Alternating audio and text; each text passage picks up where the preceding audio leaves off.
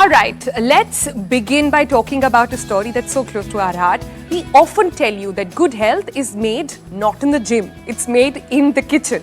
And while India at this point is waking up to a clean eating revolution with lots of emphasis on labels, on eating healthy, getting the right ingredients, we often tend to miss is what is the other important factor. Not just what you cook, but how you cook. So today on the program, let's dive into the world of cooking utensils. What kind of cooking pan do you use in your kitchen? Is it iron? Is it stainless steel? Do you know? Are you using aluminium utensils or are you using good old clay pots? I feel like I know so few people who do that, but those are the ones that are making a comeback right now. Are you maybe using the convenient but controversial non-stick pans because it makes you use less oil? And what's the truth about cooking utensils and which type you should be using for exactly what purpose? That's what we're going to explore in a lot more depth right here on the show. So let's start with busting some myths about non-stick, since that's the big controversy over here. There are so many in the market and some are now even banned by the government but continue to be sold. Not all non-sticks are cancerous, remember, but also non-sticks are of various types, remember. It does lead to less usage of oil, but when poorly kept or maintained or not, dealt in the right manner, it leaches really harmful chemicals in your food that can lead to chronic diseases. So broadly, there are about 3 types of non-stick coatings. Let's put that out for you. We did some research and these are broadly 3 things that you will see. Number 1 is Teflon. Everybody knows it. It goes by the name of PTFE, commonly known as Teflon coating in most common form. It is synthetic, it is non-reactive. However, if heated at high temperatures, which is generally how Indian cooking happens, it can release toxic fumes.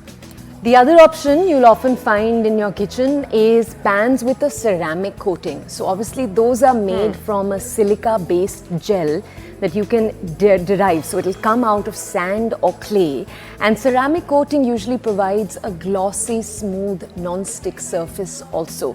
Now they are free from PTFE and PFOA. They make it safer and a more environmental friendly option, but the non-stick properties tend to degrade faster than PTFE coatings. That's why you might not see people often go for them. They're also more prone to chipping, obviously, because they're ceramic, and cracking with use, especially if they're not handled very, very carefully in the kitchen. And then there is a third type, which is the silicone coating. Now, silicone coatings are primarily used in bakeware. They look really nice and delicious, just like everything sweet and nice, rather than just a stovetop cookware. They are safe and free from any harmful chemicals like the PTFE. Less durable over time, however, compared to the metal-based cookware as well. Limited in sort of their usage when it comes to baking and some microwave cooking as well. Okay, so that's non-sticks. But there's also the good old stainless steel. You have cast iron, you have aluminium, you've heard of all these options. So which one is the best style for Indian cooking? So because that's obviously what we're trying to focus on, because in Indian cooking, as Sonal was saying earlier, high temperatures are being used. There's this problem the moment you have high temperatures being used. Let's find out what you can do best in your kitchen. First, to bring you what's taking place exactly, we have Priya Nagwani. She's joining us. Good morning, Priya. Thank you for joining us here on the show bright and early. Priya, can we come to you to first ask you, which type of cookware do you consider essential for every single Indian kitchen? Okay, so I think every kitchen should have a stainless steel pot, a good quality stainless steel pan. A 3-ply is even better, which is actually aluminum sandwiched between 2 stainless steel layers. It's durable, it's versatile, and it's non-reactive. So that is one. Second is cast iron is a great addition to your kitchen. It distributes the heat evenly, and is good for a variety of cooking methods, for frying, for grilling, etc. Then a regular iron kadhai is also a great addition to your kitchen for high heat cooking, as suitable for in the Indian context. Just to ensure that you need to dry the iron kadhai after cleaning it, otherwise it gets rust very quickly. So yeah, I think these are the 3 ones I would say every kitchen should have. Yeah, Priya, the thing about cast iron, I guess, is that everybody loves it, but it's so difficult to maintain. And the fact that you don't use water and soap is what gets everybody very worried. But there's also a sort of food pairing to be done with this cookware, right? There are certain kinds of cooking more suitable for certain kinds of cookware. For example, ceramics used so much in the Mediterranean diet. Do you have some sort of examples for us in the Indian context? Sure. So for sauteing vegetables, for making gravies, I think a stainless or a 3-ply stainless pot is more suitable because it is non-reactive, and especially if the food is acidic in nature, gravies have tomatoes, lemon juice, etc. So that in that sense, stainless steel is better. Clay pots are excellent for slow cooking, for curries, for biryanis, etc. They add a lot of flavor to the food. Cast iron, though heavy, but it can still be used, for, searing meats, making dosas, etc. So that way it is great. Iron kadhai can be used for deep frying, for making chai, etc. I think a stainless steel pot is best, for chai, for boiling milk. Hard anodized aluminum is also okay to use, but not for the food acidic in nature, as it can react and alter the taste and flavor of the food. Can you also tell us, I don't want to make our TBC family feel too guilty with this next question, but I mean, I'm also responsible for having some non-sticks that I maybe should already have discarded. Priya, what do you see as signs that, okay, it's time, do away with this pan, its life cycle is over? So when you observe chipping or peeling on the surface of a non-stick pan, I think it's time to replace it. So if you ingest it, it's not going to get absorbed in your bloodstream directly. It will mostly get excreted, but it can definitely give you some digestive discomfort, and we simply don't know the long-term impact. So better to be safe and replace it. Other than this, if you observe significant discoloration on the pan, and if you notice that the food starts sticking on the pan despite of proper use, it's time to replace it. Right. Right, Priya, I want to draw everybody's attention to something that ICMR said. They came out with guidelines, and according to them, the best cookware to use is actually your good old matka, as they used to have it, the earthenware. Mitti mein banaiye, but it's just not practical in an Indian household. Do you have some alternate solutions for us then?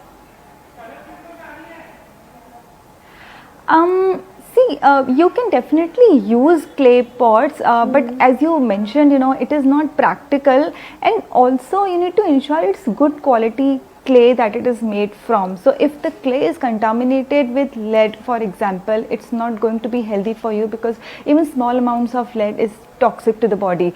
I think for in that context, I would rate iron kadhai, second, to clay pots.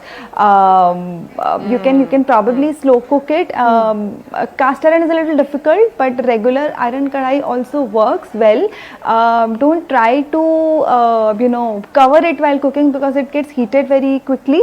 But I think that is a good alternative, and I use it very regularly in my kitchen. I also have earthen pots or clay pots, but it's difficult to clean, and maintain. So I use an iron one more than the clay pots. Okay, all right.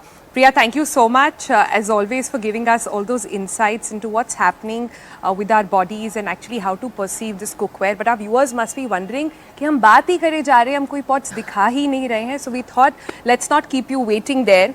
We called up Chef Nihal. Let me just walk up to him. He's here in the studio with us. Hello, good morning. Hello, good morning. And Chef Nihal has come with his army of pans over here, if one can see that. That's there 1%. are. That's what? 1% of what? 1% of what he owns. But let me start with the basics and understand where we are going. We were just talking about the good old clay pot. This is what mitti ka bartan. Yeah. This is what ICMR sort of asks you to do, recommends. Yeah. But if I put this, how do you ensure that this is not turning into dust? Just like, soap is a big problem, right? It gets seasoned over time as you use it. Jitna pakaoge, that much flavor in the food. So if you're going to use soap in it, you're going to take out all the flavor again. And plus, if you look at the bottom of that pot, it's very easy to break. I traveled from Goa to Bombay with 3. I came home with dust. so you have your answer over there. Yeah. So let's move on to the next ones, which is also very popular, also quite sort of reasonable to have. Yep. Stainless steel. Yes. You have 2 of them. Can you tell me the difference over here? One is heavier than the other. This is almost 100% stainless steel. Yeah. It's got more steel and lesser of the aluminum part of it. It's tri-ply. But over there, it's got more aluminum, right? It's much more lighter. Compared to cast iron, stainless steel is much more lighter. But it's better to have a good quality steel while cooking. What would I cook in it? If I make an omelette and I break an egg, this is going to become a bhurji. I don't have a sunny side up. People think that stainless steel is actually not non-stick, but actually if you heat it properly, the problem is people don't heat the pan properly before adding food. So if the pan is hot and then you add the oil and then you fry something in it, it'll be non-stick. Oh, so you mean that if you should sprinkle some... Yeah. So there's an experiment called the Leidenfrost experiment. Basically, once the pan is hot and when you sprinkle some water on it, you know how mercury moves? Yeah. Water moves like that. And that is the exact time you need to add oil and then start the cooking. I always see people add things into cold pans. That's the reason I don't have hair. That's what they're getting wrong. So do that water test before you... Do that. Always know the pan food needs to go in hot pan. That's not before that. Yep. So we've also got aluminium, which is supposed to be the staple. This is what all dadis, nannies, mothers use. It never goes out of fashion and is clearly the cheapest available option and the best one for Indian cooking. Yes, and I think this is my dadi's kadai only, but this is best for making your sabzis, any kind of quick gravies and everything. But again, it's aluminum. It's very cheap as well to buy compared to stainless steel or cast iron. Aluminum is better. And it's very easy to use, easy to clean, easy to maintain.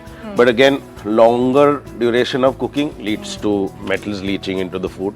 So one thing I always tell people is, if you make food in any kind of cookware, take it out and keep it in something else, because everything else is just sitting in the cookware. That's a good tip, because we end up cooking and we store it because it has to be heated before serving. You start at 11 o'clock and then it's in the kadai till 5 o'clock. So I would rather take it off, keep it in something food safe container. Because we cook with a lot of spices and that definitely will Especially react. Haldi and yes, the rest of haldi, it. chili powder. And that reacts with the metal. Right. So we also have wrought iron and we have non-sticks. But before we go to that, let's take a quick question from Toya. Yes. And then Chef, figure can you out just the rest. tell us, because you were just talking over there about the fact, and Sonal, you were touching on this, the fact that when we use spices sometimes, no matter how much you clean, the pan itself will get a light yellow tint or a light whatever color it is that you're cooking with. So just tell our audiences, Chef, because sometimes in that ragadne wala process, that's when you damage the pan. So how should we go about cleaning? How do we know, okay, this much cleaning is fine, a light yellow tint is fine on the pan? What are your directives there? See, as I said, it's really simple. The more we keep the food in the same pan, like if you see this one which I've used, I try to take out the food after the cooking is done. Because we have so many spices, it just leaches and coats that ceramic. So the ideal thing would be to just take out the food, store it in another container and just rinse it, wash it and keep it and let it dry. But talking about the washing techniques, let's move on to cast iron. The heavy weight. There are 2 kinds over here. Will you give me a hand, Nihal? Yes. This is like you've picked up the heaviest. I've got it for you. It's this the morning workout. This one is actually heavier. Yeah, it's the breakfast club. The workout club is what it's turning out to be. So these are 2 kinds of wrought iron pans. This is what you are not supposed to keep it as. This is what it's supposed to be. And Nihal told me this is what he doesn't let anybody touch. So how do you clean? My cast iron, like the ones that I use, I wash them and clean them. And the difference is, obviously both were seasoned, but this one was actually washed with soap. and then it's kept in our cabinet solid dry. But this Water one, is the enemy of iron. no, yeah, soap is obviously soap. Ka job kya hai? It takes away all of the grease. But you want that oil which you have seasoned, spent so much time heating, cooling, oil dala. How many years have you been using This is 4 years. It's not been washed. It's not been washed for 4 years. But is it dirty? I don't think so. Yes. Right? Because obviously this cooks at 200, 180 degrees. There's nothing going to survive over there except for... Isn't there like a really famous movie which talks about how the best omelette comes from a pan which has Yes. never been washed? That's, and you know, it might be scary, but it definitely works. Like, But it's clean, I can Yes. tell you. This is clean. Okay, let's quickly move on to the last one. And these are the controversial non-sticks. We love it because it's easy, but you're right. I asked Nihal to bring one which has actually been used. And this, you know, for all our viewers, is the stage at which you need to discard. Tell us why. I haven't discarded it yet. So I'm Yeah, trying. and you should. But as you can see, like being a chef, I've still used a metal spoon in it somewhere, maybe to take out something. You can see the scratches. Yeah. You can literally see the aluminum now on the other side. It's reached a point where it has to go. Yeah, And it you has know to. why it's not good now to cook it. Yeah, and the other fancy ones, these are the expensive ones which are out there in the market. I also bought one looking at one of those Instagram ads, and now I'm regretting because mine has gone all red and blue and purple sometimes. I don't know what's happening. Which I explained, right? You've kept your food in there too long, kind of messes with the now. Yeah. So ideally, this is what the variety is really out there. It is for people to figure out what kind of cooking really happens at home and then to match it up with the kind of cookware really required on that one. Nihal, would that be a... Yes. Your pro tip, your favorite pan before Actually I have a mix of a lot of different things. So that you can cook different things in different, like, you know, yes, you have to take care of it, but that's a good thing. Why not take care of your cookware? if you can. Chef Nihal, before we let you go, as Sonal was telling us a little earlier, one of the trickiest things to cook and to get away with on a non-stick pan is omelets and eggs, right? Because that's the thing that leaves that little layer on the bottom. So if we could almost ask you in the last few minutes to walk us through, because you were saying heat the pan, put water, but just give us a demo, though there's no actual water and no stove there. How would you go through it? What would be the motions before you'd start cooking? This is going to be great. All right. I'm going to cook without any food.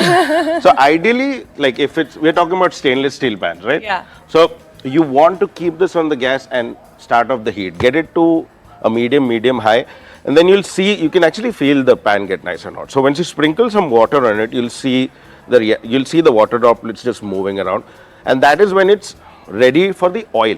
And you're not adding a lot of water, you just sprinkle just a few drops. Once you add the oil, See it dancing. yeah, and even when you add the oil when it's hot moves around very freely. So you'll see the oil actually just dance in the pan, coat and form that layer, right? Then once you create that layer, that's when you crack an egg into it.